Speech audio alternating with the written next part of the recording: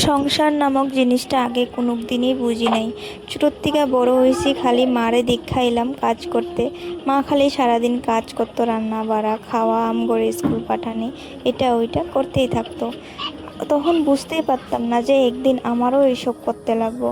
আর দেখো, আগে যদি মা কইতো যে এই কাজটা কর, তখন যদি করতে ইচ্ছা না করতো মারে কইতাম পারুম না। মা তো মাই হয়, তাই পারুম না গেলেও মা কইরা নিত, কিছু একটা কইয়া গালি উলি দিয়েও কইরা নিত। আর সংসারটা কষ্ট, একটা সংসার গড়তে যে কত কষ্ট, এখন আমি তিলে তিলে বুঝতেছি যে একটা সংসার গড়তে কতটুক কষ্ট হয়, একটা সংসারে কতটুক জিনিস লাগে, কি লাগে কি না, কত জিনিস লাগে একটা সংসারে, একটা টেমা পর্যন্ত বহুত দরকারের। এখন এক মুঠ ভাত ফালাইতে অনেক কষ্ট লাগে, আর মেয়ে থাকতে আমি বহুত ভাত ফালাইতাম, কথায় কথায় অল্প অল্প ভাত খাইতাম, এটা করতাম ওইটা করতাম। এখন এক মুঠ ভাত ফালাইতে গেলে 100 বার চিন্তা করি যে এত সুন্দর ভাতগুলা ফালাই দিব। তো মানুষের সময় লগে লগে মানুষও চেঞ্জ হয়ে যায়, সব কিছু চেঞ্জ হয়ে যায়।